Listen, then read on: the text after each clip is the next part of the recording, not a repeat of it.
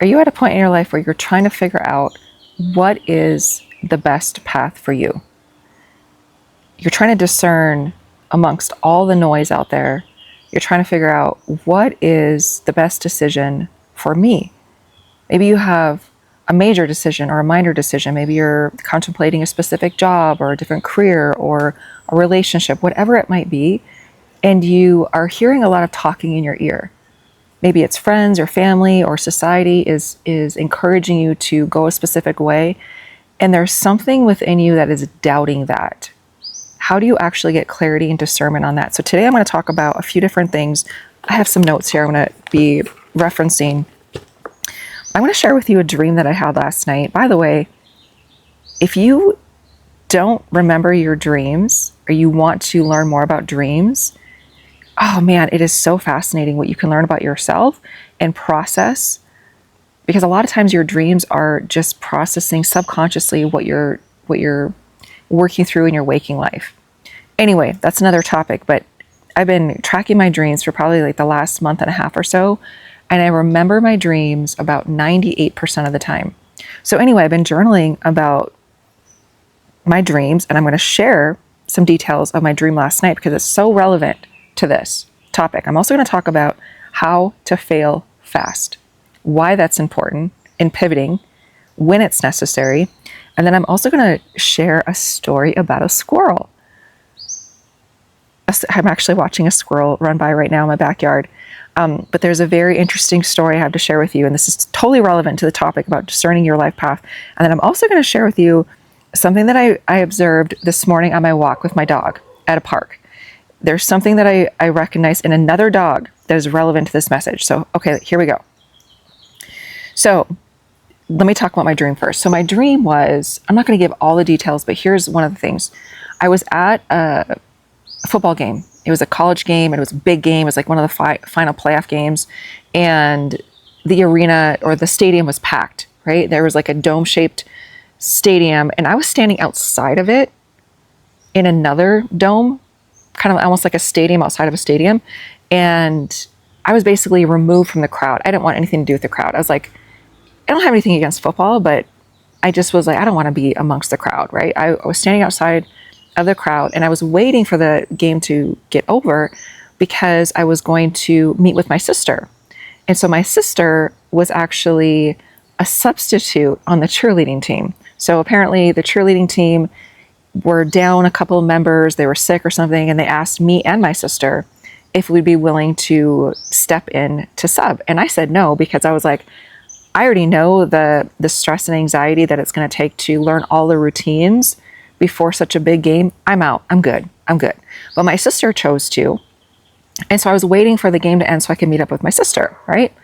So the game ended. I walk in, I meet up with my sister, and she approaches me. She's holding this pint of ice cream. Okay, this pint of ice cream, the flavor of it was red velvet double layer cake. That was the flavor of the ice cream.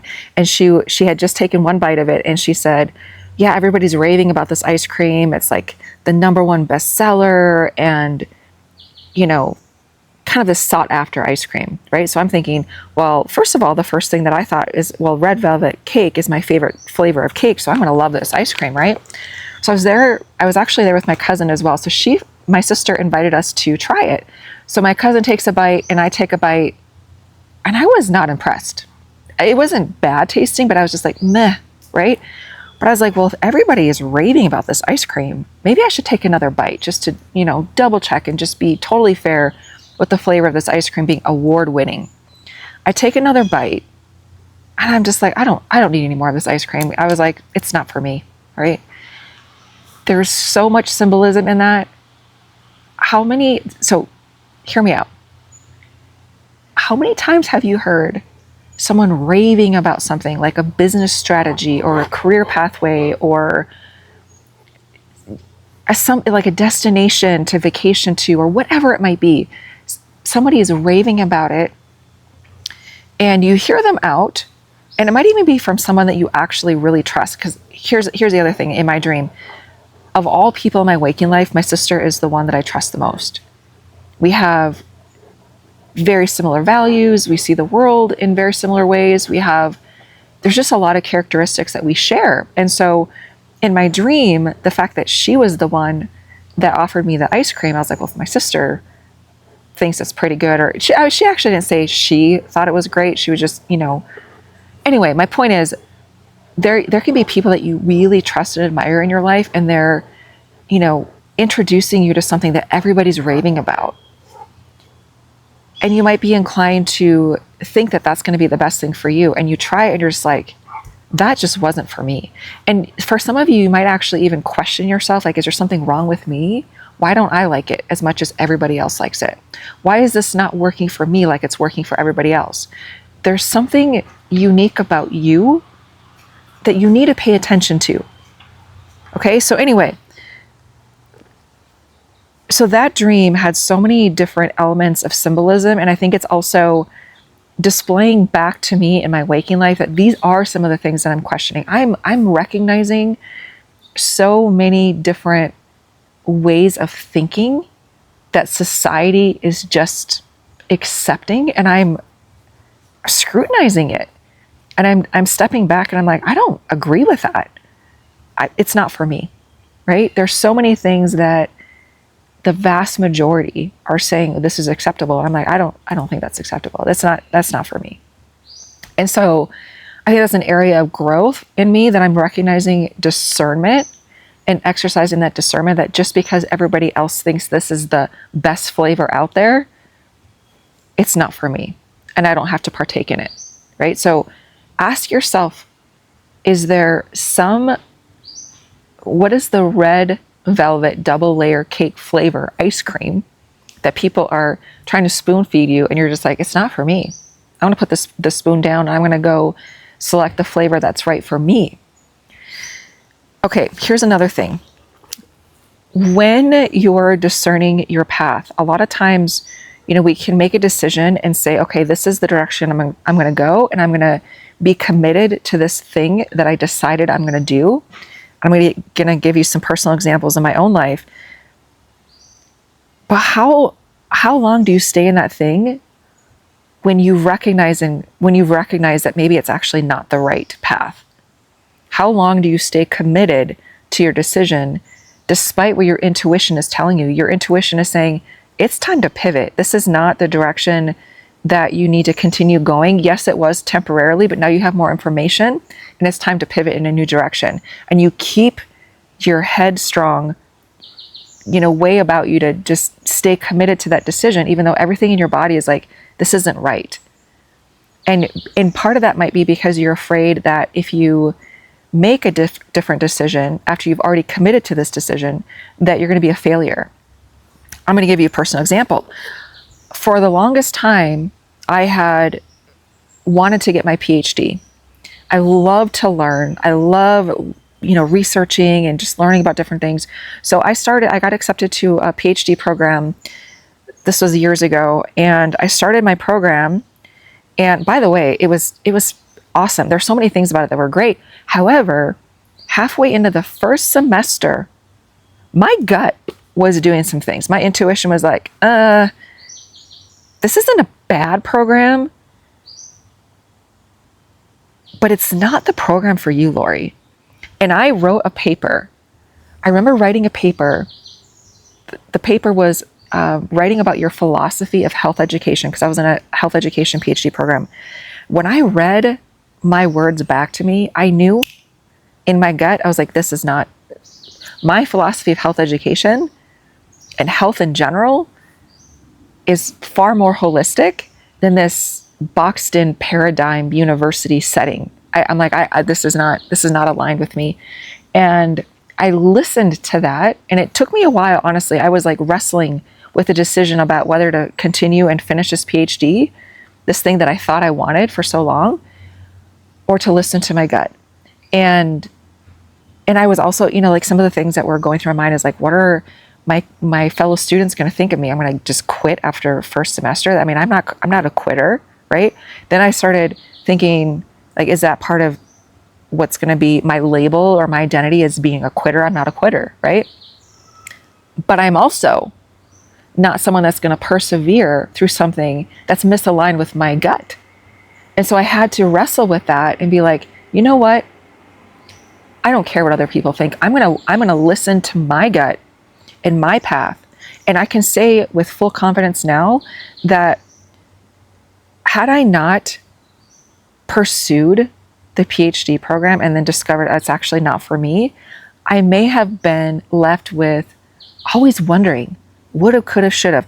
Oh man, I wish I should have, I wish I would have got my PhD. Now I can look back and be like, I thought I wanted that. I tried it. It wasn't for me.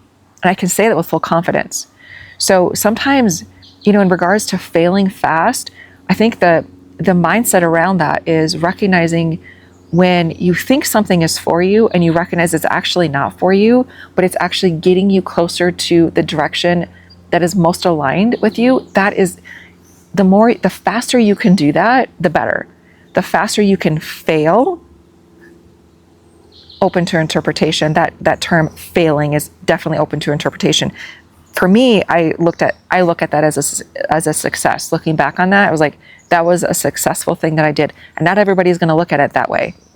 There are some people that are going to say, oh, Laurie, she changes her mind a lot. No, I pursue a lot of different things, and I'm recognizing faster and faster when it's not for me, and I pivot. Where do you need a pivot? Is there something that your body is communicating? Are you getting symptoms in your body that's like maybe chronic pain suddenly because you're in a dysfunctional relationship, a toxic job, something that your body is communicating or your gut is telling you, this is not for me anymore? Fail fast, right? Learn to pivot. I also had, I'll give you some other examples in my life where I thought it was the thing, right? I thought it was the thing that I was wanting to pursue. I started a certification program in what's called applied kinesiology, and it's a 100-hour certification. It's pretty intense. It's usually primarily for like chiropractors and doctors and body workers. And my background is mental health. And so I was just trying to keep up with everyone, right? So anyway, halfway through that program, what I really wanted to do with applied kinesiology was helping people heal emotions. And halfway through that program, so I had invested 50 hours so far of this more intense training, at least for me, with just very limited background in physiology and biology, and mostly physiology. There was a doctor that was like, hey, Laurie, I know your background is mental health. Have you considered this technique called neuro-emotional technique? It encompasses applied kinesiology, but it's primarily focused on emotional healing. And I had never heard of it before, but that was the ultimate goal for me in taking applied kinesiology certification, was to use that tool to help people heal their emotions. So here, what he was presenting to me was the ultimate thing that I was looking for in this course. So he's like, I'm gonna bring the manual, like the training manual, because he had done training before in that technique. He's like, I'm gonna bring that manual with me next week at our next training. You can read through it, and if it resonates, you can, maybe consider taking a seminar. I read just some bits and pieces of that training manual, and I knew in my gut, I'm like, that is the technique that I need to learn.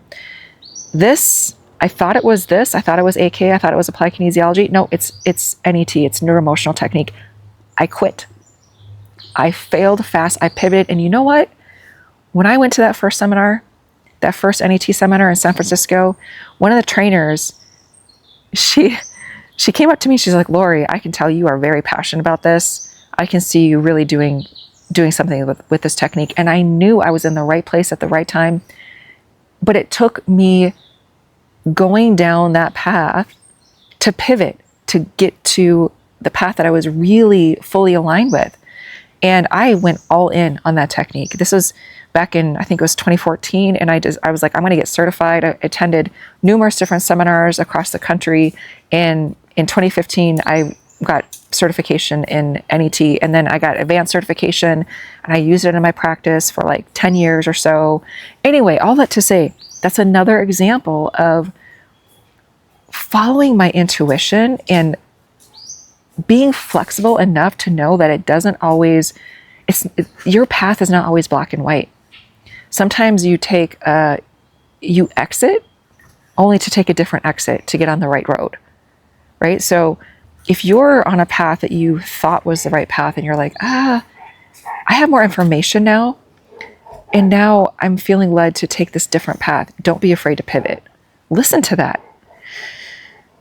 Another example I'll give you, when I was working as a clinical counselor, I'm not doing clinical counseling anymore, but when I was doing clinical counseling towards the tail end of COVID, like when people were just, getting back into the world and coming out in public, and, there was more social gatherings, people were tired of virtual stuff, right? People were tired of virtual.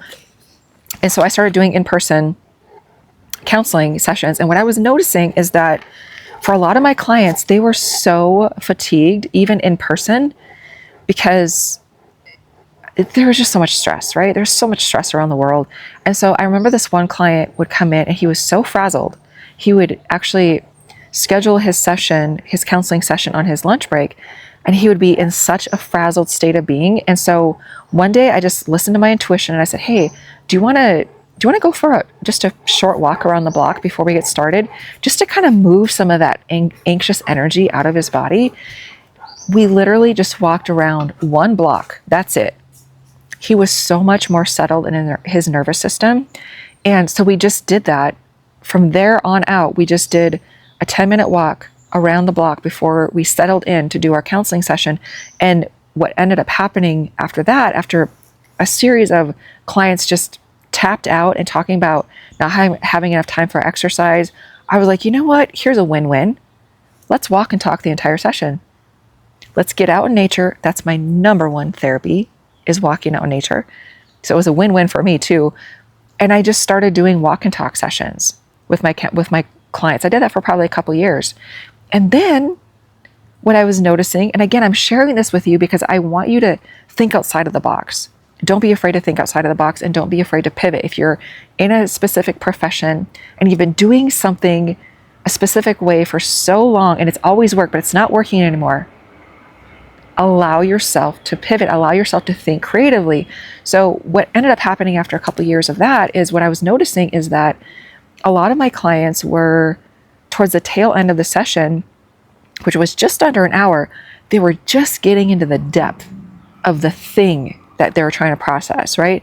It was almost like they were warming up and they were just getting enough insight to go deeper. And then it was time to wrap up and session's over, and let's pick up where we left off next time in our session, right? And I was getting tired of that. I was like, I don't want to just wrap up when they're just getting started. They're just warming up here. And so I was like, you know what? I'm going to just offer longer extended sessions to people. I'm going to offer a 3-hour session, and I'm going to offer a 6-hour session. Those are called, oftentimes they're referred to as intensives. And so I just created that service on my website, and the next 2 consultation calls that I got on, where people were inquiring about my services, I just presented it as an option. I'm never, I'm just wanting to make sure that it's the right fit for people, but like just allowing them to know what my services are. And the very next 2 people that got on the consultation call, both of them said, I want the 6-hour intensive. They didn't even opt for the 3-hour intensive. They're like, I want the 6-hour intensive. So there was a demand for that. It was a very specific niche that I had identified within myself as well as a practitioner, because I'm like, I don't want to stay surface with people. I want to go deep with people, and it takes time, right? And so for the last almost 2 years, I've been doing intensives, non-clinical. I don't want to do clinical anymore. That's a whole other story. But basically, I'm not interested in diagnosing people. I'm interested in helping them heal and transform and restore and renew. Okay, all that to say, now I'm in this transitional phase again right now. But unlike the last few times where I just knew what the next step was, I don't know what the next step is right now. So I'm in this state, and who can relate? Can you relate to that? Are you in a state in your career or in your life where you don't have all the answers yet? You lack the clarity, but you're day after day, you're listening. You're listening with open eyes, with open ears, with open heart, with open spirit, with open mind. So part of this video too is to encourage you to continue to listen to that. Okay, so those are just a couple of examples, a few examples of the way in which I pivoted by failing fast. So think about that. Where do you need to fail fast in your own life? Okay, So here's the next thing I want to share. I want to share the story about the squirrel that I saw yesterday. Okay, it's been in the mid 90s here for the past couple of weeks, and it's going to get hotter today and hotter even tomorrow and the next couple of days. It's hot. Right now, I'm pretty comfortable right now. It's in the morning. It's cooler in the mornings. Fantastic. But by midday and mid-afternoon, it is hot here. What I notice about my dogs, we have two dogs, and when they're out in the heat, even just for a few minutes, when they go back in the house, the first thing that they do, even though we have AC, we have air conditioning in our house, the first thing that they do is they lie down on their bellies on the cool tile flooring. Why? Because they're trying to regulate their body temperature, right? It's hot outside. So that's the first thing that they do is they lie down on the floor to cool their body temperature. Well, I noticed something yesterday. I'm very observant. I like to observe, especially nature. And I observed as I was walking through my kitchen, I looked out the back window and I saw a squirrel lying flat on its belly on a rock, this large, flatter surface rock in our backyard. And my first inclination, my intuition was like, I wonder if it's trying to cool itself off because it's been so hot, right? But I didn't know the animal behavior. So I looked it up online, and sure enough, that's exactly what squirrels do. And many animals do this when it gets really hot and they can't regulate their body temperature because of the heat. They seek a cool surface and they lie flat on their bellies. This one was out there for like at least 15 minutes, closer to 20 minutes. So anyway, I looked it up online and it's called splooting. Splooting. They're resting on the surface to cool their core body temperature. Why am I even mentioning that story? How is this relevant to discerning your path? Well, I'm going to tell you, one of the things that I think sometimes happens, this has happened for me, and I'm curious if it's happened for you. Sometimes things heat up in life to a place where you need to cool off. You need to rest your butt. You need to slow things down. You need to lie on a cool surface because things have heated up and you're nearing burnout. Your core body temperature, metaphorically, is tapped out. It needs rest. It needs restoration. And the best thing that you can do is just lie flat. In other words, you need to rest. Because if you don't, bad things are going to happen. You're going to overheat. Things are going to start dismantling in your life. Things are going to start to crash and burn if you don't slow down enough to recognize. So if you're on a path that, you're trying to figure out what is my next move, because maybe you are recognizing that you're nearing burnout, or maybe you are past that point. You're like, I'm already burnt out. I've been going to the doctor now. Now I'm on these different medications because I've been sick so much, whatever it is, right?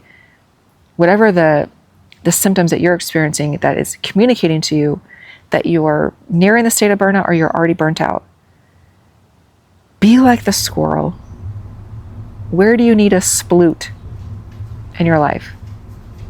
Just like the squirrel needed to sploot on the rock for nearly 20 minutes. And now what I did after is I left a bowl of water out for the squirrels or any animals that just need some hydration, because all of us need to be replenished. When things get hot and things heat up, we need to restore ourselves. So where in your life do you need to restore yourself? Is the path that you've been on so far, you've been able to manage, but things are now, your capacity is just like, I can't do this anymore. I've been able to do this for so many years and I just can't do it anymore. I need to figure out how to pivot. Where do I pivot? How do I pivot? I'm kind of going through that state right now. There's a lot of reflection happening.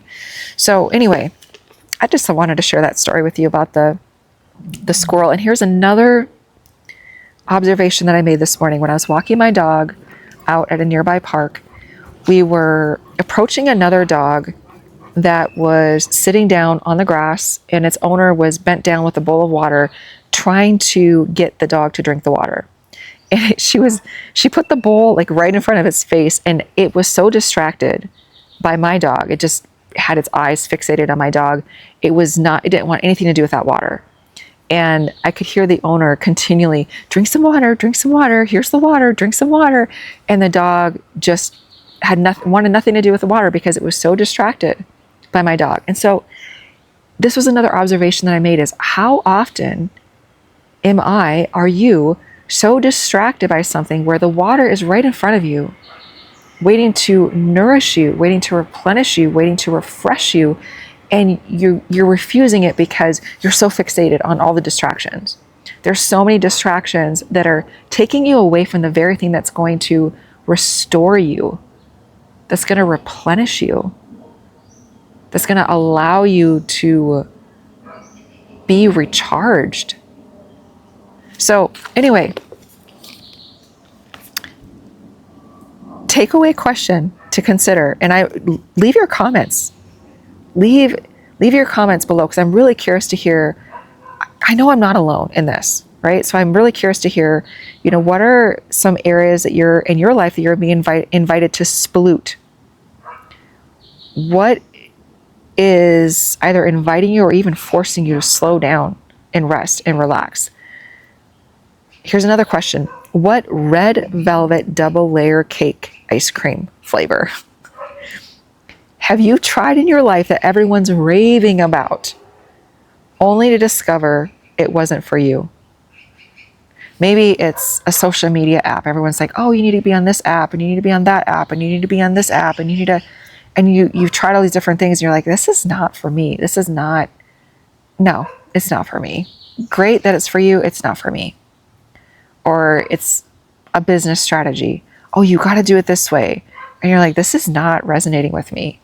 Or, whatever that is, leave it in the comments.